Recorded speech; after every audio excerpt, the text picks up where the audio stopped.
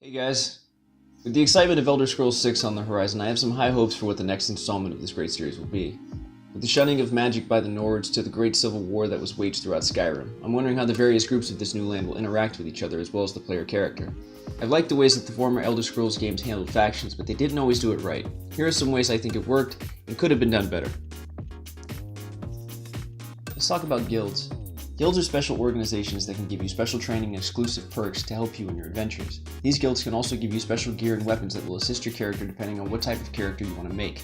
A guild for mages, fighters, thieves, and even an assassin's guild. Doing quests for these guilds will help you move up the ranks and gain even more perks and gear. One of the issues that I had with Skyrim was the change from having guilds in multiple places to a singular base of operations. For mages, it was the College of Winterhold. For the fighters, it was the Companions in Whiterun and their hall in Jorrvaskr. This was great if you wanted to train in specific skills and didn't want to travel all over the place, but I think it hindered the experience by making the guild feel limited to a small series of quests. The former games had you talking to different leaders in different areas and really made it feel like the guilds had a real presence in Tamriel. It would also be nice if that affiliation means that I have backup in most towns that I visit, so that if I'm getting attacked, the guild always has my back. There was some talk of the dissolution of these guilds in Skyrim, and I'm hoping that there will be a good replacement for them in the next installment. Of the perks that you get from joining the guilds, one of my favorite is being able to craft your own spells. I think you also had the ability to do this in Morrowind, but this perk was awarded in Elder Scrolls 4 Oblivion once you got high enough in the Mages Guild.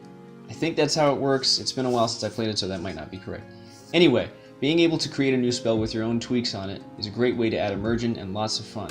I remember creating a spell in Morrowind that allowed me to jump from one end of the map to the other in about 2 jumps, and allowed me to create a spell that would decrease my fall speed. If I didn't time it correctly, the super jump would instantly kill me. Way too much fun. In Skyrim there are different holds with different leaders. Each hold had its own set of guards and officials that represented it. The great thing about this autonomy is not just that the cities are completely different, but that you can also have different wanted levels for each hold. That means if you decide to embark on a killing spree in Falkreath, or to steal everything that isn't nailed down in Riften, you can still strut around Whiterun as a free person without the fear of being attacked by guards. One of the downsides of the separate holds is that once you gain a bounty, you either have to join the Thieves Guild to pay off the bounty discreetly, gain a perk that allows you to bribe the guards, or to have all of your stolen items taken from you. How do you even know what's stolen and what isn't? There are a few ways around having to go to jail or losing all your stolen items, but it would be nice to have a system like Red Dead 2 where you could pay off your bounties at a station that's located in most major settlements.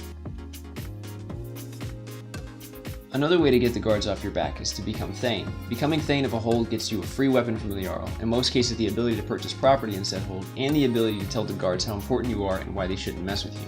Gaining a position of power in an area is great not only for immersion, but you also gain some recognition. A follower is sometimes granted by way of a housecarl. The role of Thane can be built upon by making the player an advisor of sorts. Being able to advise the Jarl on what he should do rather than always siding with the Imperials would be a nice change on what the fate of Whiterun may have been. In the future game, perhaps your role in the area's office allows you to make additions to the city. Maybe you want to add a fighter's guild hall, or a bar down the street, or even a new smithy. If you're looking to be more of a corrupt official, maybe you could have some say on where the guards are and where they aren't, allowing for more criminal activity in certain areas without fear of the guards getting involved, especially if there is a target that needs to be assassinated or a house that must be burgled. A great introduction in Elder Scrolls 5 was the civil war between the Imperials and the Stormcloaks. This war was happening all over Skyrim and helped to add a bit of turmoil to the land. Being able to join the side, increase your ranks, and increase respect from fellow soldiers, fight in the war, and eventually destroy the leaders of the opposite side was a great inclusion in the game. Being able to have some effect in the actual politics of the land feels like your actions actually matter.